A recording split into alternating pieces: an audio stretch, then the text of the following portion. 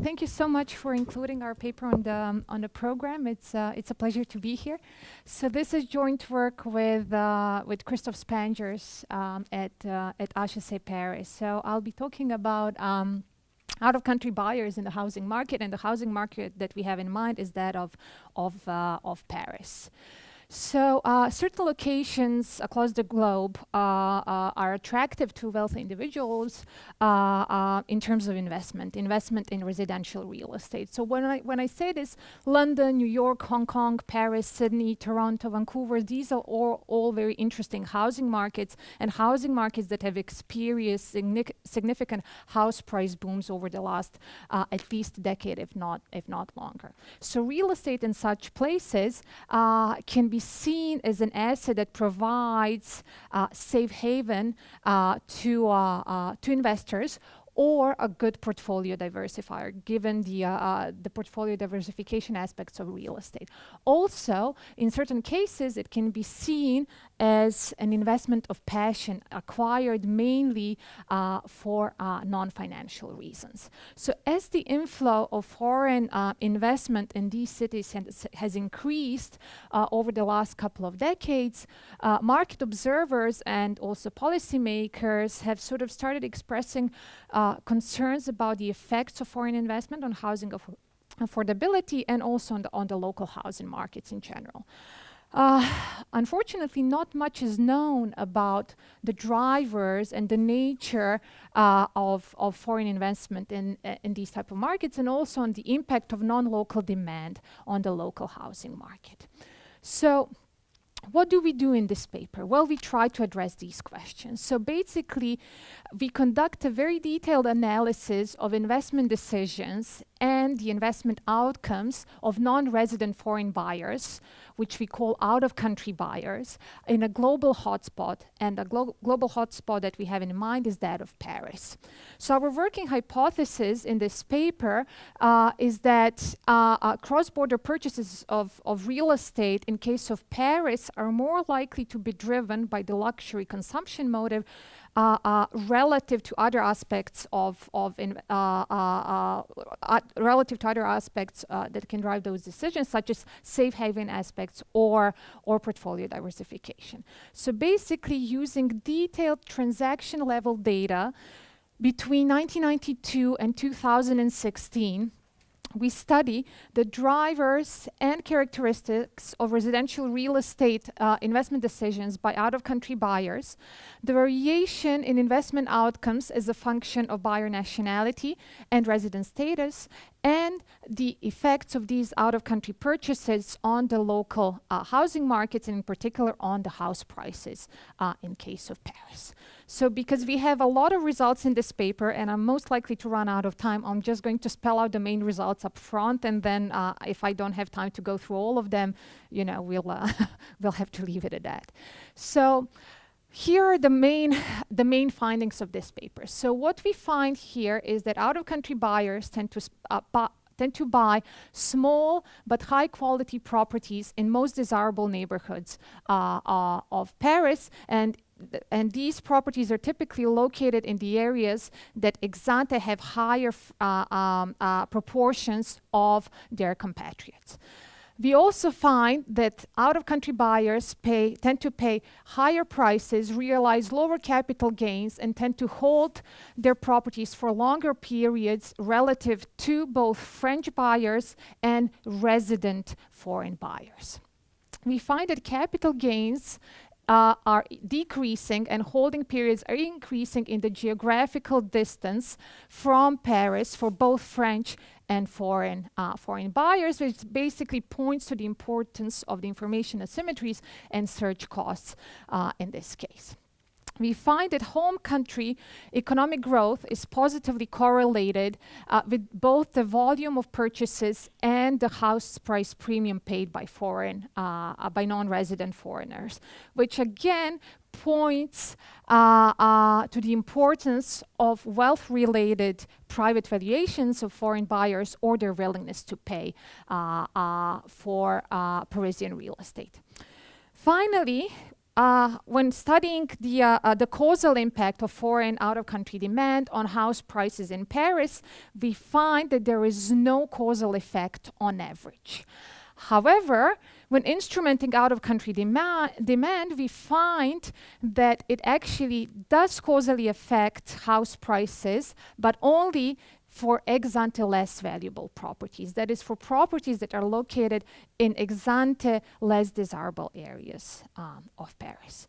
So as I said, plenty of results. So I'm going to first give you sort of a broad overview of the data set and sort of give you some stylized facts on what we observe, and then I'm going to dig a little bit more deeper in our analysis. So for those of you who are not really familiar, so there are about 2 million people in Paris. So what we study here is basically the region of Paris, which is comprised of 20 arrondissements or 20 districts. So each arrondissement has about 100,000 inhabitants. So most of our analysis will be focused, 100% of our analysis will be focused on these 20 arrondissements. So the data set that we use here, as I mentioned at the beginning, is a very fine level detail data. So basically, we have a data set obtained from the French notary that tracks all residential real estate transactions in the Paris area. So basically, when you purchase a house or a flat in Paris, you have to register that with the French notary. So our data set comprises of all transactions that involved either a foreign buyer or a foreign seller, and a random 10% sample of all transactions among French buyers and sellers. So this means that between 1992 and 2016, we have all transactions that involved foreign counterparties and a random sample, 10% sample of transactions that involved French buyers and French sellers. So for each transaction, we have very fine detail information about the transaction. So we have the property address and all the hedonic characteristics. We have the purchase date and price. And in many cases, we have the previous purchase price and the sale date. For buyer and the seller, we have very fine socioeconomic information. So we have buyer and seller nationality, their residence status, their socioeconomic status, their gender, their age, etc. So this basically gives us a very nice picture, both at the property transaction and buyer and seller level. We exclude from our analysis deals involving firms and authorities. So basically, we want to look at the transactions that were made by individuals. So this means that we do not look at the deals that involved offshore companies, etc.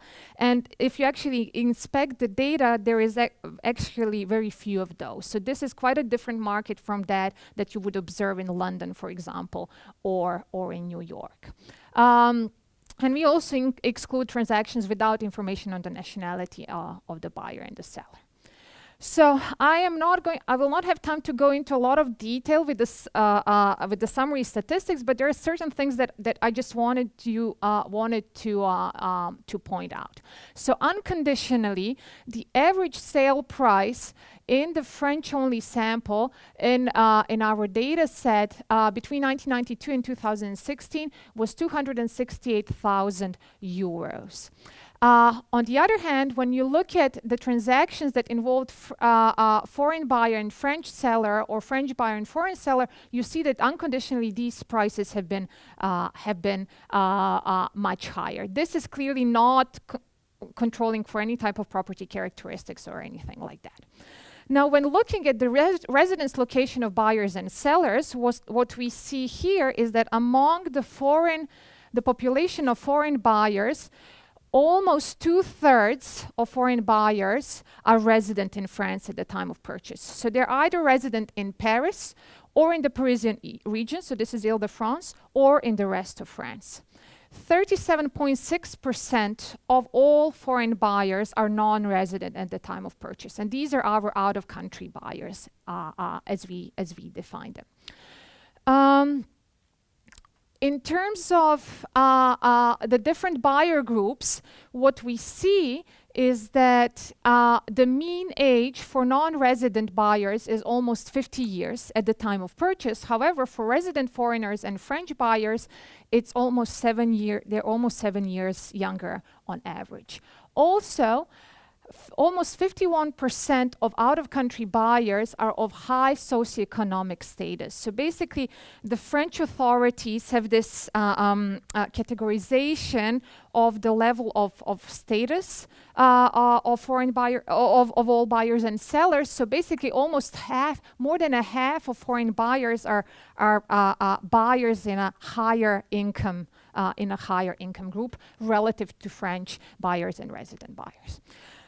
Looking at the comparison across the different seller groups, what we see is that the mean holding period is relatively similar among different types of buyers. So 10.4 years for both out-of-country buyers and resident foreigners, and 10.7 years for French buyers. Interestingly, when looking unconditionally at realized capital gains at the time of sale, out-of-country buyers actually tend to realize significantly lower capital gains at the time of sale, so 57.9%. So this is not controlling for the holding period, for the length of the holding period or anything. So 57.9% capital gain for out-of-country buyers relative to 75.4% for resident foreigners, or 67.6% for French buyers. So already unconditionally we see some differences. Here. So just to give you an idea in terms of the breakdown by nationalities, Italians, surprisingly, tend to like Paris. So this is the most populous nationality group in our data set, and this is followed by the Great Britain, United States, and Portugal. Interestingly, when we look at the percentage of non-resident buyers coming from these countries, the highest is actually observed in Israel, 78.4%. Then also United States, almost 60%, and Swiss, 69.6% of buyers from these countries are non-resident at the time of purchase. Again, looking at the different arrondissements within Paris, unsurprisingly, certain arrondissements are very interesting for non-resident buyers. So as you can see here, this is the first arrondissement, the fourth, the sixth, and the seventh. They have the highest percentage of non-resident foreign buyers. And these are the locations. Let me just show you on the map. Okay. So the first, this is where Louvre is. The fourth, Marais. Sixth, the Jardin de Luxembourg. Seventh, this is where the Eiffel Tower is. So these are the areas of Paris that are deemed the most desirable areas of Paris. Okay, so now that we have this sort of summary statistics, we want to do a little bit more detailed analysis. So the first question that we want to look at is basically what type of properties do foreign buyers buy. What we find is that not controlling for the neighborhood fixed effects. So just to describe, when we say neighborhood fixed effects, these are even smaller geographical areas than districts, than arrondissements. I told you that arrondissements contain about 100,000 inhabitants. Neighborhoods are about 100 times smaller. So each neighborhood contains about 1,000 inhabitants. So these are very, very small quartiers. So not controlling for neighborhood fixed effects, we find that out-of-country buyers tend to actually buy more expensive properties. When we control for neighborhood fixed effects, this actually goes away. So this, to us, points to the sorting of out-of-country buyers into more desirable areas. So this is actually what we do. We analyze this sorting in a little bit more detail. So what we do is that we rank the neighborhoods based on their desirability, and we want to analyze the relative percentage of both non-resident and resident foreigners in each of these arrondissements. So we basically rank ex ante, prior to 1992, this neighborhoods based on the year 1990 education level, average price per square meter in the first part of the sample, and the year 1990 ratio of secondary residences. These are all proxies for the ex ante attractiveness of the area. So what we see here, when you look at, for example, this column or this column, is that the percentage of non-resident foreigners foreign purchases is increasing in the desirability of neighborhoods, irrespective of which proxy for desirability we are using. Interestingly, this pattern is not observed for resident foreigners. Okay, so it seems that we indeed see sorting of out-of-country buyers into more desirable areas of Paris. So now that we know that there is this sorting effect, we take it a little bit further. So what we want to see is that is there sort of some type of correlation between the existing settlement pattern of different nationalities across Paris and the subsequent purchases by foreign buyers.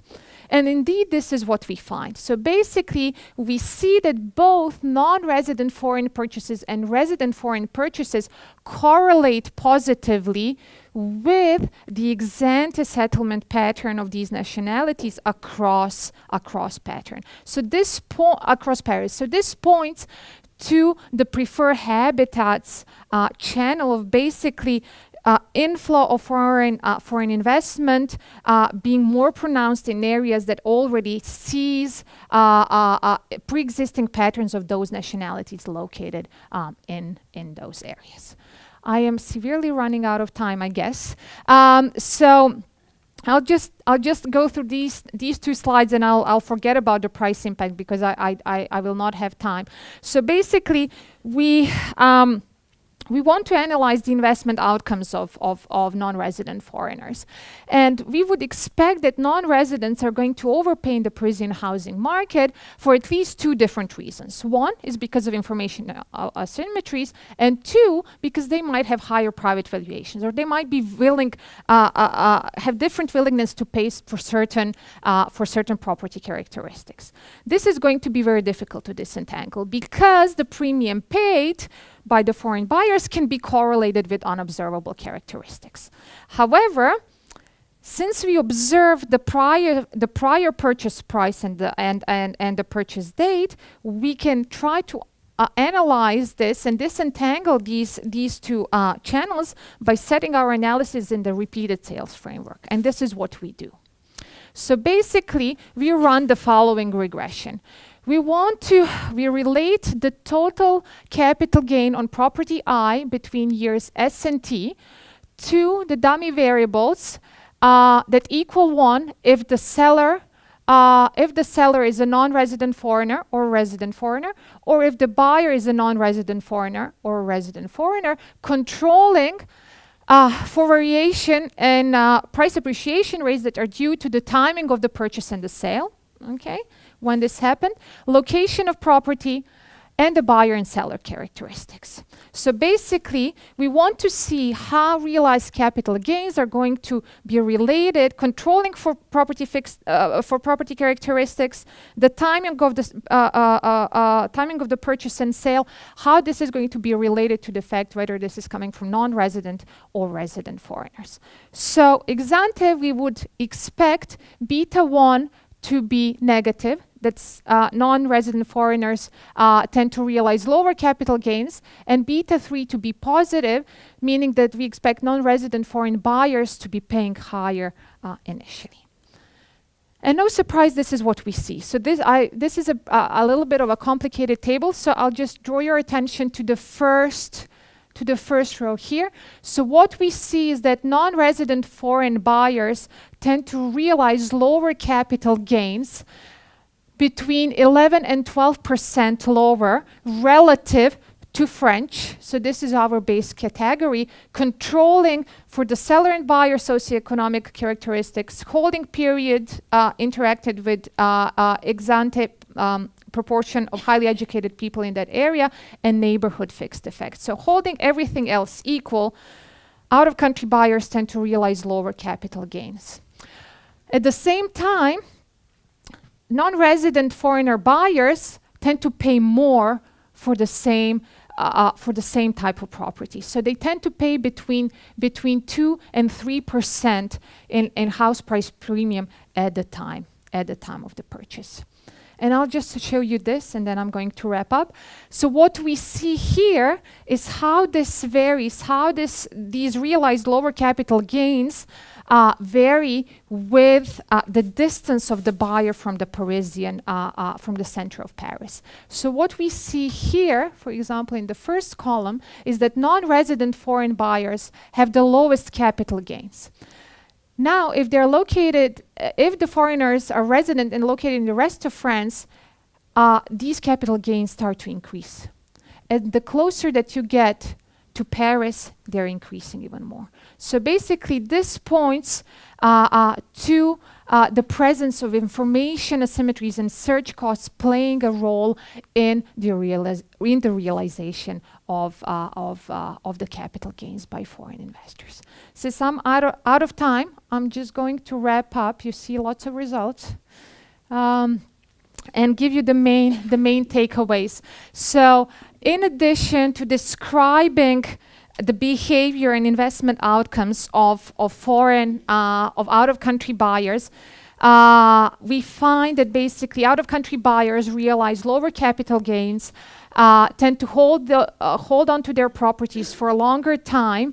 In the case of Paris, and that in addition to information asymmetries and search costs playing a role, quite a big chunk of these effects can be explained by differences in willingness to pay by these out-of-country buyers.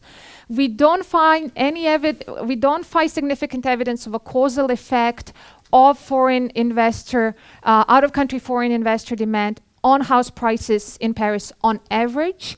However, when examining the heterogeneous treatment effects, we do find a significant causal effect of out-of-country buyers on properties located in ex-ante less desirable areas of Paris. So I'm going to shut up now. Thank you so much. Thank you. So let's move on to the discussion by Charlotte Ostergaard from BI. I was trying to figure out how to put this thing at the back so I have a hand free. Okay, so thank you very much to the organizers for inviting me to discuss at this conference. I'm very happy to be here. But this is a very interesting paper with a very interesting data set. Unfortunately, I am a little bit out of my depth in the sense that I don't really know this area, so maybe some of my comments reflect that. But at least what I will give you here is sort of the perspective of the general reader. So, and I hope there's some value in that. Okay, so what does the paper do? It studies foreigners' purchases of real estate in Paris. So there is this very nice data set with the very detailed information about transactions of individual properties. They have about 100,000 observations. Of these, 56% involve either a foreign buyer or a foreign seller, and the remainder of the observations are transactions between two Frenchmen, which is not the entire population, but 10% of the French transaction population. They have the information for a 14-year long period of time, so that's quite long. The properties are located throughout Paris. They know the district and the neighborhood that the property is located in, and that means they can match with information from the census. So they know something about what is the average income, for example, of people living in a particular district or neighborhood. They foreigners come from a range of countries, and that means that they can match. They know the foreign buyers or sellers' nationalities, and that means they can match with information about the foreigners' home country. So, for example, GDP growth. And then they can distinguish between not just between French and foreigners, but between non-resident and resident foreigners. I'm going to call these NRFs. Okay, so when you read the paper, it feels very much like the paper has two parts. The first part, for lack of a better word, is sort of a bit exploratory in the sense that they're sort of looking at, so what is this, what are these transactions data telling us? What can we learn about how foreigners buy, what characterizes foreigners' property purchases in Paris? So I'm going to run down the list of results. You did it already, so there's going to be some repetition. But basically what they find is that these non-resident foreigners tend to buy in more expensive neighborhoods, and they tend to pay a higher square meter price within the neighborhood. So they target more expensive neighborhoods, and they buy for a higher square meter price within that neighborhood. So they buy in the most attractive neighborhoods, and they sort of proxy attraction by the average level of education, among others, of the other residents in that neighborhood. They find that there's some kind of home bias at the district level. So if Americans tend to buy properties in neighborhoods where there are more Americans living. They also find that non-resident foreigners pay a little bit more, 2 to 3% more when they buy, and they realize about 10%, so 11% lower capital gain when they resell.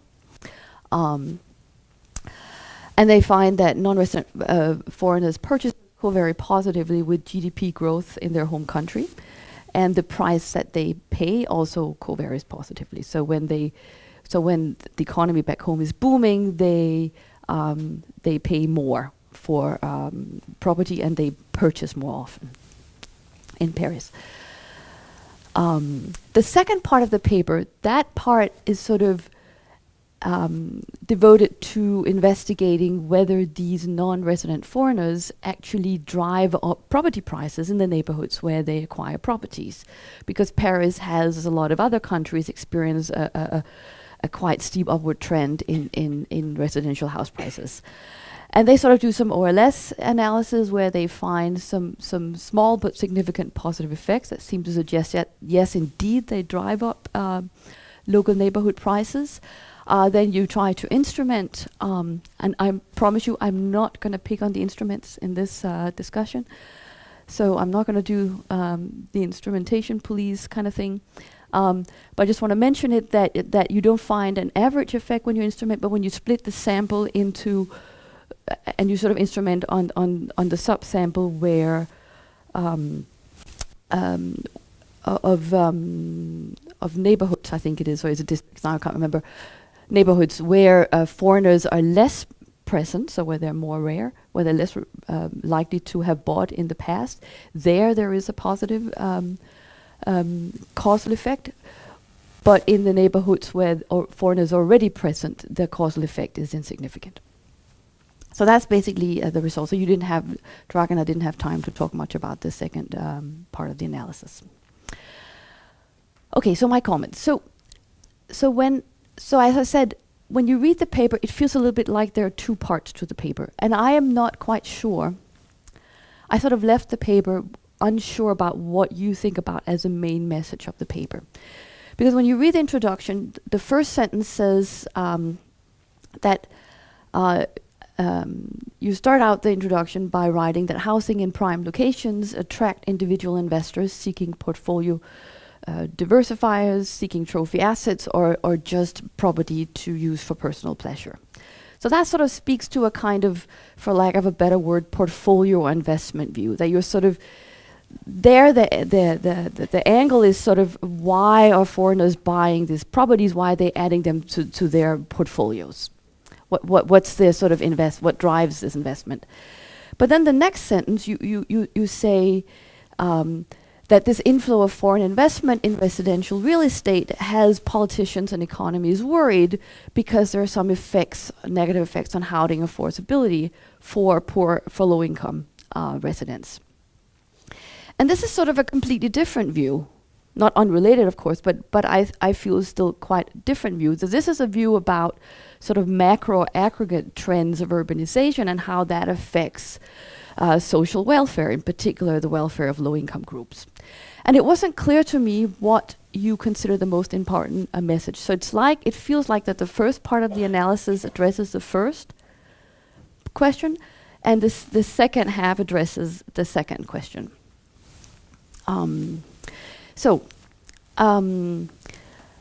Assuming that what you think about as a main message here is this portfolio view, my comments are the following. I was missing a little bit a discussion or some elaboration on what have we learned from studying Paris relative to the studies that are out there of other markets such as London. So you sort of mentioned that there are some studies of London and this and that is a little bit different, but I don't come away with a good sense of, is Paris similar, is Paris different, and why is it different? So you have these sort of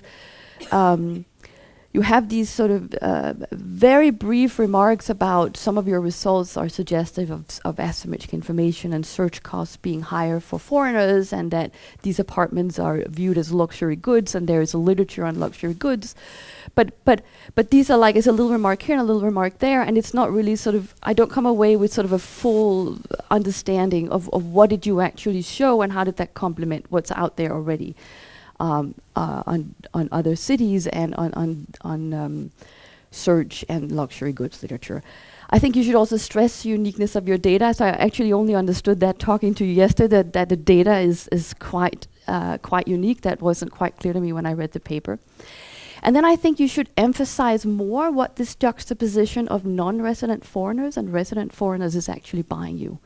So it's obvious that if resident foreigners and non-resident foreigners invest differently, then it's not about being a foreigner, but it's about whether you're resident or not. But you actually never say that up front. So I think it would be nice to, if you sort of tell me what, because you're dragging along these two groups along all the regressions, but you never really say why you do it. What do we learn about investment motives from comparing those two? That discussion is missing from the paper. So that was what I was sort of lacking, assuming that this is the sort of main message that you want me to take away from the paper as a reader.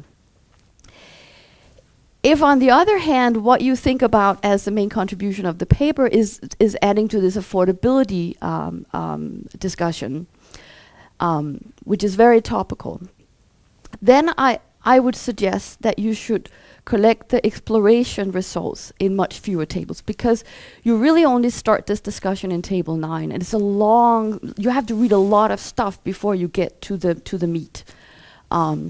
So you have a lot of specifications with and without fixed effects. Most of the time it doesn't make a difference. I would just throw out all of those specifications and just use the most saturated ones, and so you could collect those together in much fewer tables. But assuming that this is what you really want to say something about, one worry that I have is that I'm wondering whether you're looking at the part of the market that is of first order importance, and by that I mean that it's large enough that it would actually have an impact on that aggregate price trend, because a lot of the effects that you estimate are economically quite small. They're not really very large. And I'm wondering whether we can't already see that out of table 1, right? Because here what you're showing is that this is not your sample. This is like this is all the purchases now. You're showing that the purchases by non-resident foreigners are actually less than 3%, and the sales are almost 2%. So already at this point, as a reader, you're like, well, with such a small, if these residential transactions are such a small part of the overall market, can they even possibly have any effect on the aggregate price? So what is it you really want to show with that affordability part of the analysis? That's a little bit unclear. So a thought that I immediately had was sort of a little bit coincidental, because in the Danish, I'm Danish, so in the Danish news last week, there is a big uproar because Blackstone has bought some residential properties in a very attractive part of Copenhagen. And it turns out, so what I read in the paper was that foreign investment funds have actually started buying up. So last year they bought up more than half of all real estate investments come from foreign investment funds. And what they do is that they find these really attractive rental properties that they're subject to some kind of regulation. Then they fix them up, and then that allows them legally to redefine the legal status of the property, and that means they can increase rental prices by 50-70%. And apparently this is becoming quite common. So I was wondering whether this is really the driver of prices. But this also then brings up another thought, which is this thing about rental versus owner. Are you going to rent or are you going to own? So I reached out to a French colleague who used to live in Paris, and he told me that it's very common to rent in Paris. So what you're doing in your analysis, that you're comparing foreigners' purchases to Frenchmen's purchases. But I'm wondering if those Frenchmen are kind of special because they have chosen to purchase and not rent. So exactly what conclusions I can draw in terms of how prices are being pushed up, when you compare to that special group of Frenchmen, I'm not sure. Maybe what you should compare to is whether these non-residential foreigners' purchases affect the choice between whether you rent or buy a property. So maybe that's where there is an effect if they're putting up prices in, if they start buying a lot in certain neighborhoods.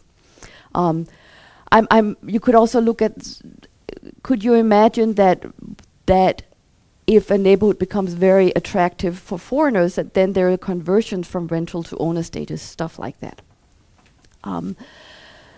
Then I have some quibbles with I won't go through this. I'll just say that I think the way you put up your hypothesis in this part of the analysis is, I think it's a little bit too simplistic.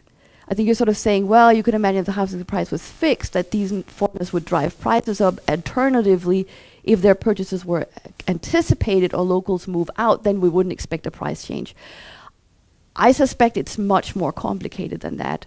So I think if you really want to say something about how these foreigners contribute to this aggregate price trend, I think you have to do much more than what you're doing.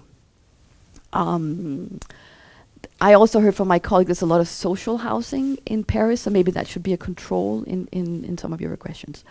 Okay, I have a bunch of smaller direct comments, those I can give you later. So conclusion, I thought it was a really interesting topic. Personally, my heart is very much with the affordability. I think that's super interesting. The data seemed really cool. You're trying to cover a lot of ground. I'm wondering if it's too much for one paper, whether this is really 2 papers.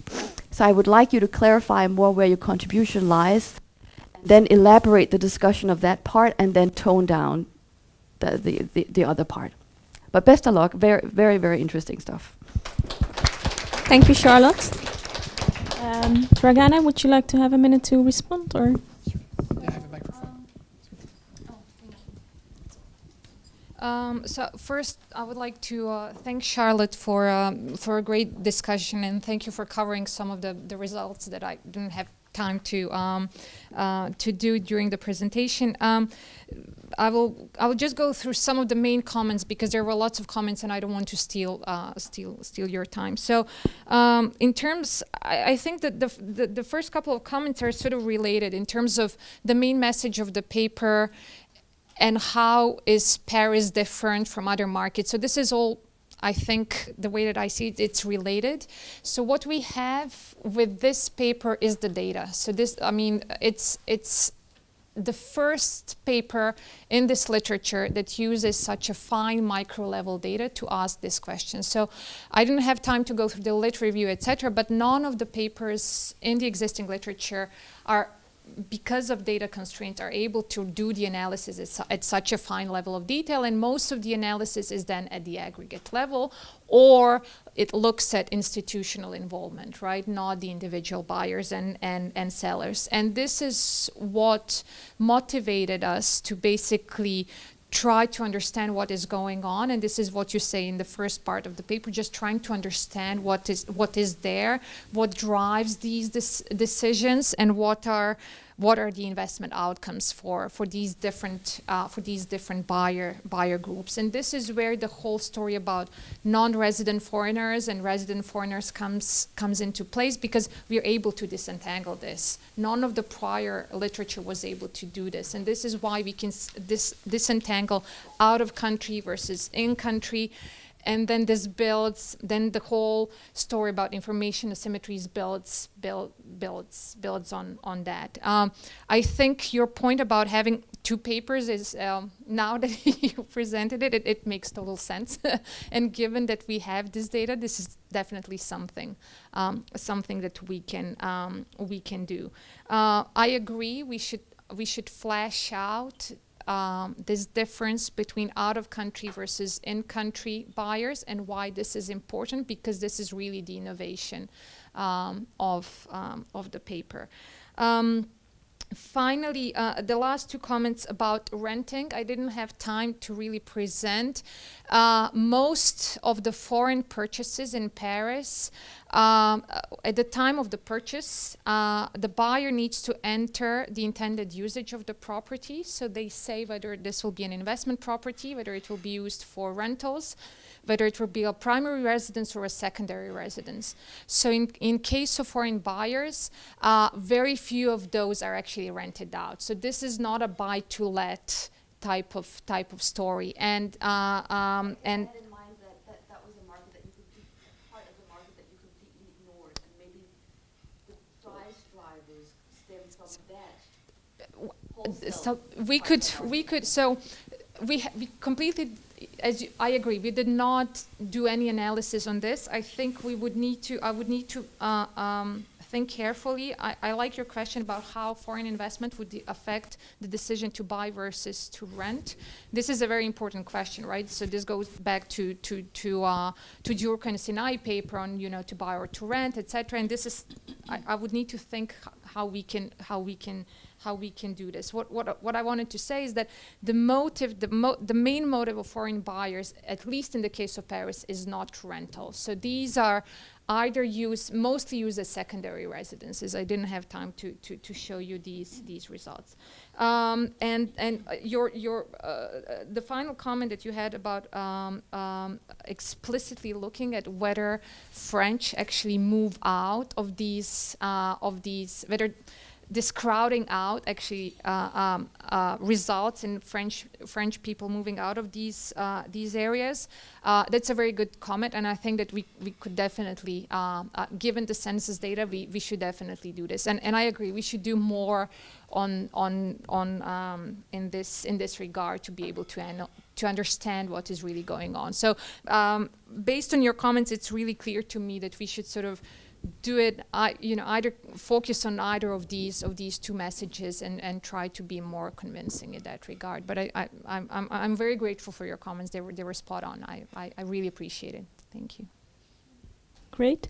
So in the interest of time, let's just have one question from the audience and then move on and save the rest maybe for the coffee break. Elena, you had a question? I had two questions. But Okay. You can maybe merge them into one and a half. No, I think that's a very important paper. Having lived in Vancouver, I can totally see. So I think building on that comment, crowding out is important. So from my Vancouver experience, what you see happening is everybody, right, prefers to live in these desirable areas. But then a lot of locals would just sell, for let's say 2 million to an Asian investor in China, and then just go somewhere else and have, $1 million in the bank and then buy a smaller property. So if you kind of see repeated kind of purchases, and then it would be interesting to see, and also that would kind of give you an idea of the wealth effect on kind of the local population. And then the other thing, you talked about the asymmetry of information in terms of, paying higher premiums, but I think it really depends on the market and the motive of the buyer. For example, in Vancouver, it is clear the reason why they're willing to pay these high prices, because they're worried that if they store their money in China, maybe they will disappear the next day, and so they're a bit insensitive in terms of, how much of a premium they pay. Maybe in Paris is a different market. But I think it really depends, and maybe external validity in that sense of the mechanism is not clear. Yeah, so for the first question, I think that this is related, right, to Charlotte's question, and I think it also builds your former colleague Jack Favilukis and Steen have a paper. Basically, when you shock a city and people move out of zone 1 into zone 2. So we try to relate it to that paper, but I guess that we can do more with that. And I think I totally agree. I think this would be a really nice result. With regards to your second question, I think that this is very interesting and specific to Paris. When you look at Vancouver, when you look at Toronto, when you look at London, and London in particular has been seen as sort of like a safe haven type of market. Paris is a little bit different, right? Paris is part of the Eurozone. This is one thing. Also, the second thing is that prices in Paris have not increased historically as much as they have in London and in Vancouver and in Toronto, and probably regulation has something to do with that. What we try to document, what we documented here is basically this sort of luxury consumption motive more than the safe haven motive of purchases, and this is basically just foreign buyers just wanting to have a pied-à-terre with a view of the Eiffel Tower because it signals whatever, wealth, sophistication, or you could play around with the nationality of the buyer. This is what we did, but I didn't have time a lot to present it, but this is what we explored, basically the cross-sectional variation in different nationalities and how they correlate with the state of the home economic market, and we actually see the positive effects there.